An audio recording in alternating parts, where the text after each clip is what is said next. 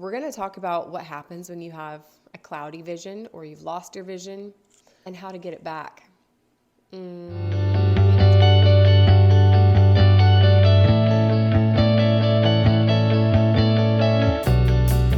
Hello, friend. I am really excited. My name is Kristen Dalton Wolf, and I've posted YouTube videos before on this channel years and years ago, but I haven't been consistent. I've taken a long break, and I've recently moved from Los Angeles to Springfield, Missouri.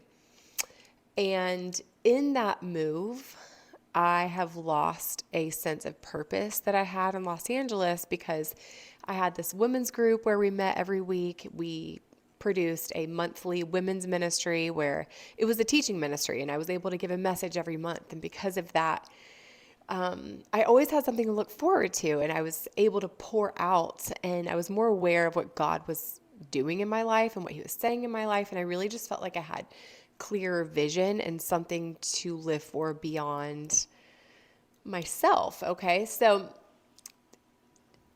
that is why I'm getting back on YouTube and podcasting, is because I have messages inside me and I need somewhere to put them. Okay.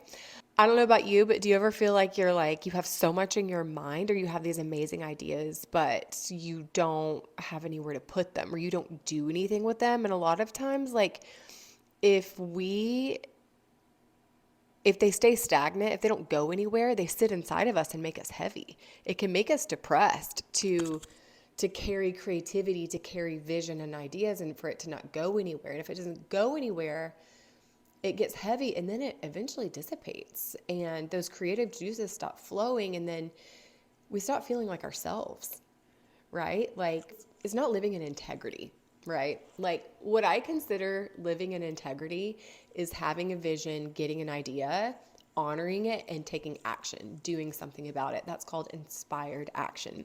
And so today, my first message, I was like, well, what's my first message going to be? I mean, there's been a lot of things like on my mind. And I was like, well, I really just need to talk about the place that I've been in, why I've decided to do something about it, and what I'm going to do.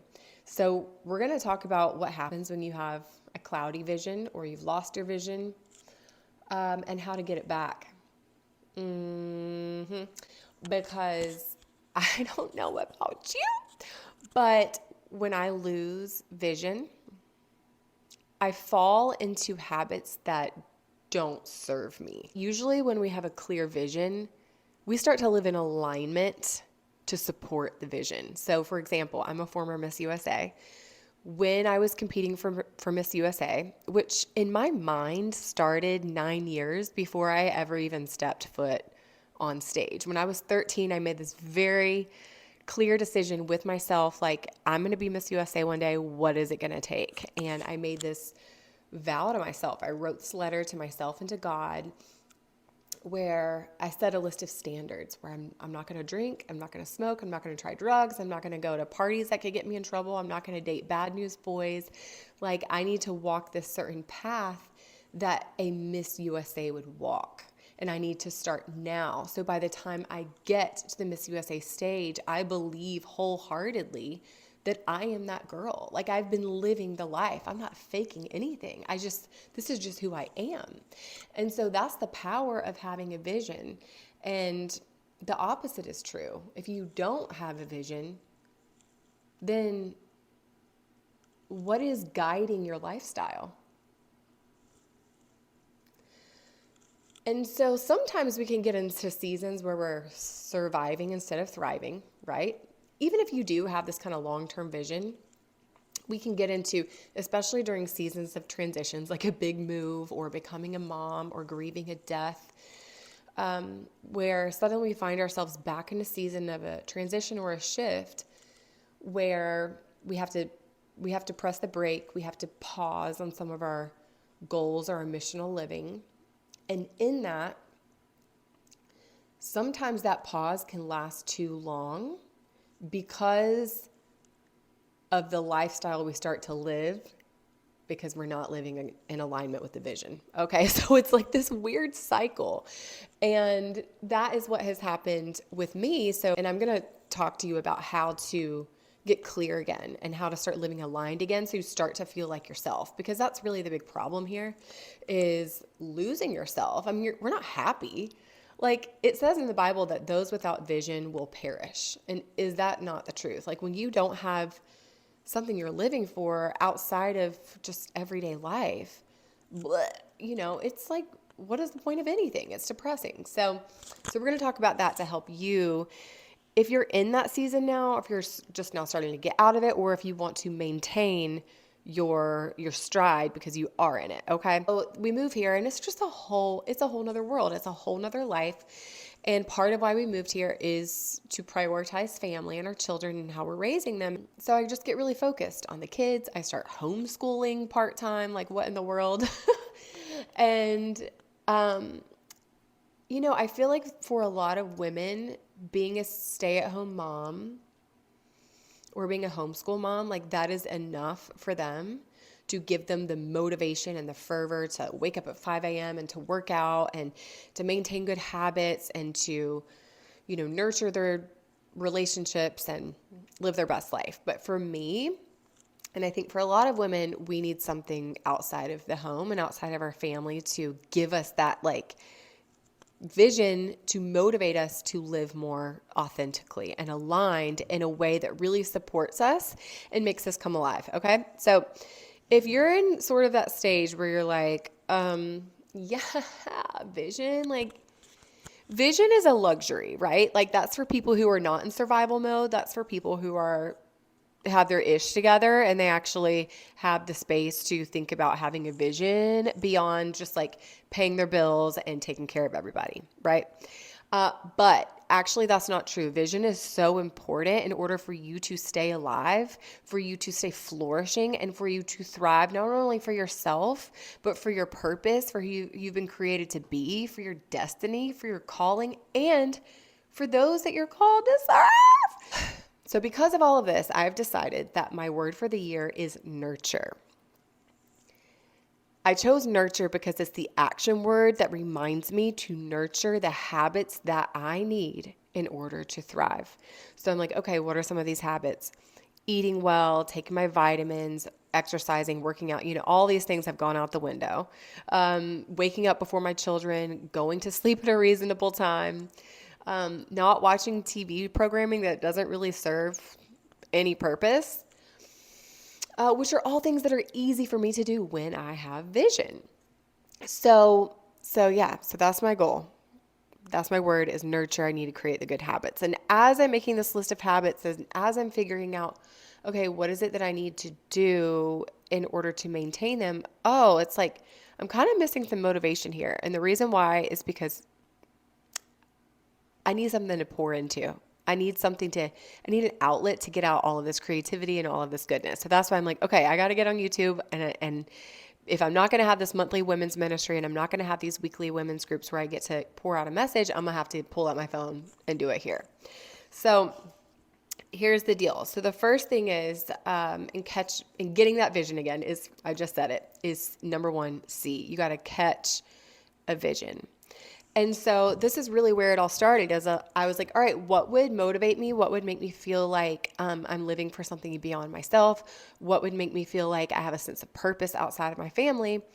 And what's attainable? Okay, like what's realistic? What can I actually do that isn't going to take a lot away from my family, because I don't have a lot of time. Okay. I have 2.5 days a week that I could do something like this. When I'm either not homeschooling, I'm coaching, I'm still working, I'm getting my second master's degree. Okay. So it had to be realistic. And that's what this is. So first I catch the idea and I'm like, yeah, that's doable. The second thing is, once you catch an idea and you're like, yeah, that would fulfill me. That would be in alignment with my talents, my gifts, my calling, and it's attainable, it's realistic, it's measurable. Then you start to do some research where you're like, okay, knowing myself, it sounds really idealistic for me to just show up and like, I'm just going to give a message. I don't even care really who watches. And, I just need to like pour out. The reality is that if you're watching this message, you're probably an achiever. And that's a really great goal to start out with, but it's not going to be sustainable unless you are doing something the smart way. So as I'm researching like YouTubing and podcasting, it gets me even more inspired. And I'm like, okay, I want to do this well. Like, what do I need to do?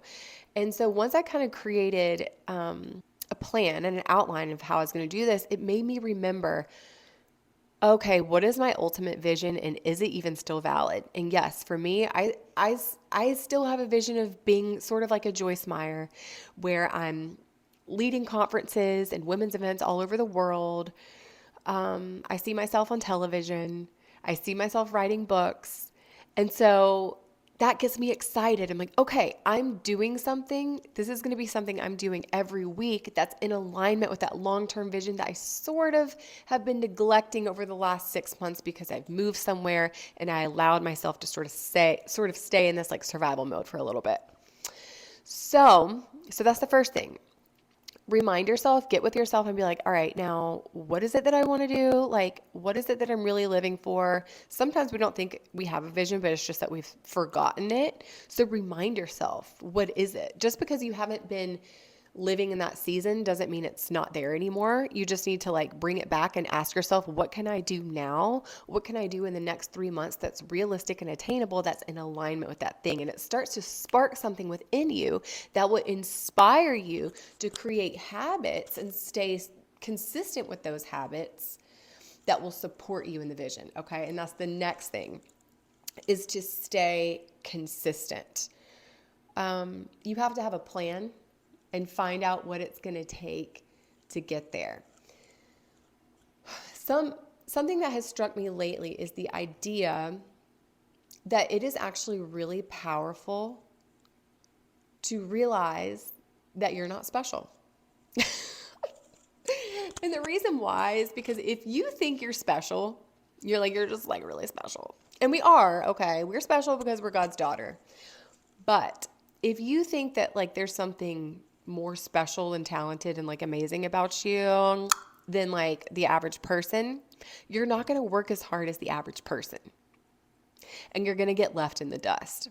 And if we look at a lot of really successful people, they were consistent.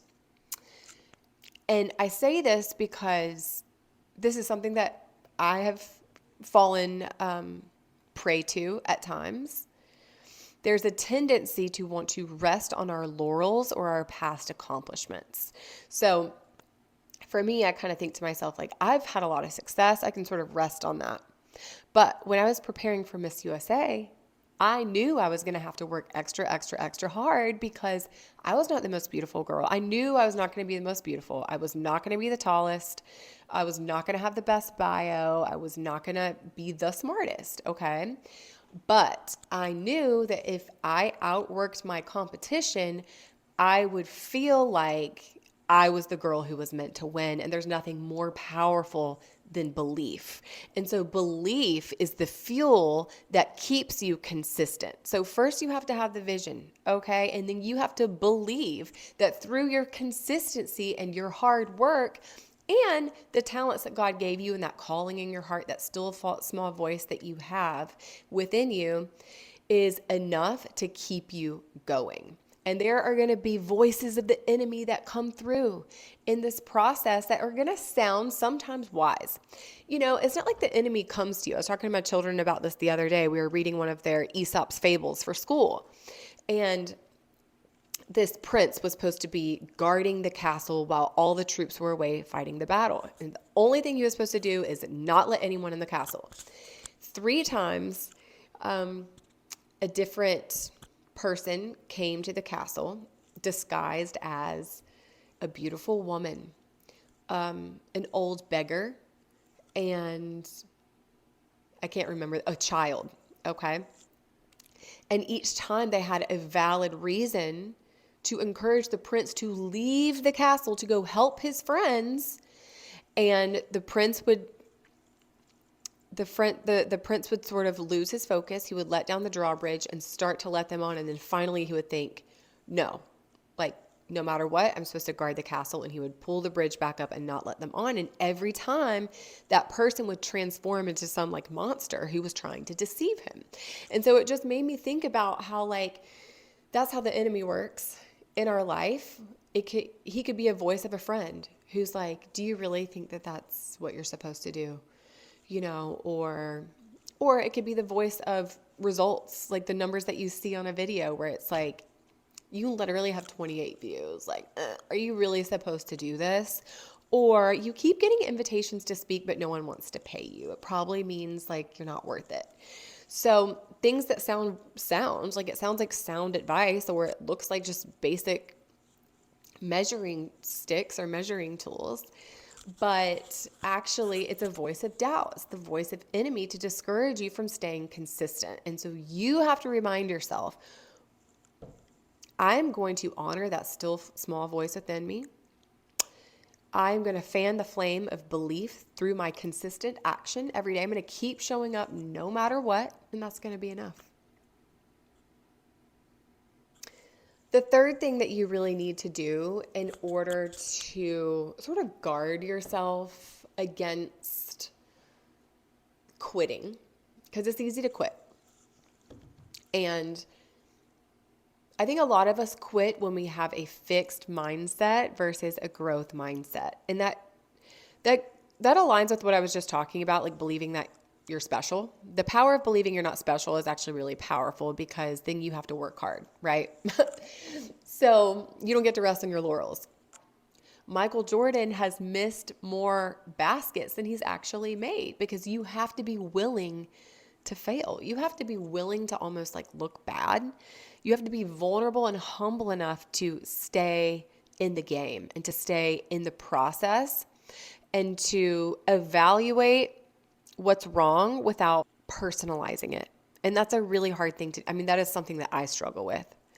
Woo! It's something I struggle with. And I really want to get better at that, because I don't want to miss what God has for me. I don't want to miss that big vision that I have, because I'm personalizing or internalizing setbacks or lack of growth to mean it's not for me. Listen, okay, sometimes the goal or the dream you have is actually meant to guide you along a process, not for you to actually fulfill the dream or the vision.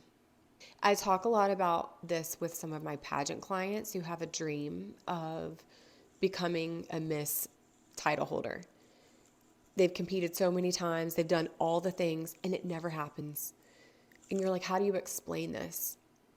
The only way to explain it is you are given that dream to lead you along the process because of what it was meant to work out in you and the people that you were meant to meet.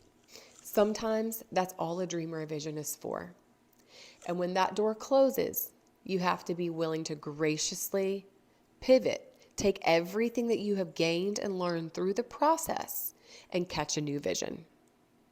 Either catch a new vision or remind yourself, now, why was I doing this to begin with?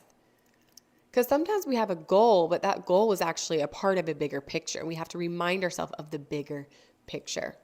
And so I just want to encourage you that you do have a vision beyond yourself.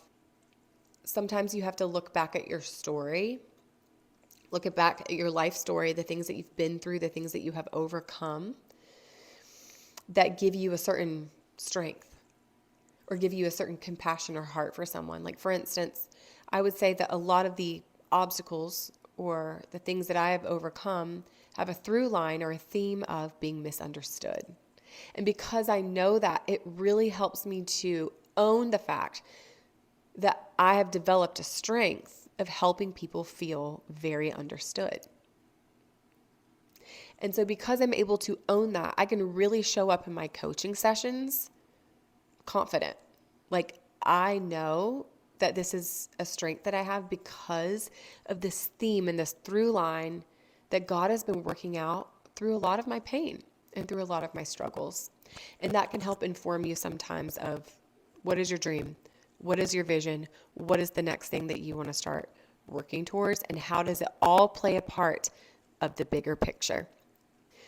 Everything about this life is to prepare us for our eternal life. I love the phrase that says that we are spiritual beings having a human experience.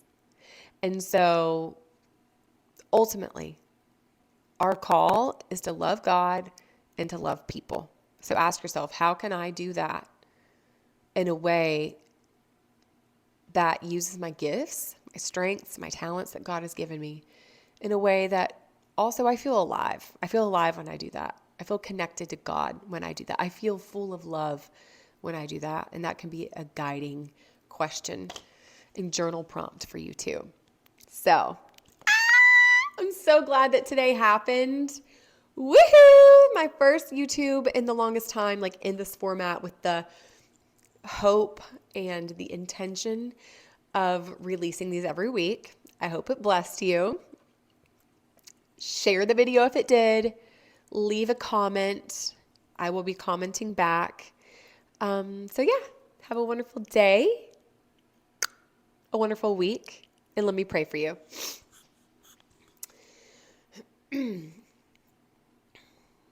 Dear God, I just thank you for the woman who has found this video and just stayed tuned the entire time because it was catching something in her spirit. Lord, you know exactly where she is in her life right now, God, and man, there's nothing worse than being visionless, Lord, or having cloudy vision, or just not living in alignment with who we really are. So God, I just ask that you would help your daughter right now to start with the end in mind. What do you have for her? And then help her to work backwards to create goals and habits that will sustain the vision. In Jesus' name, amen. All right. I love you, and I'll see you next week.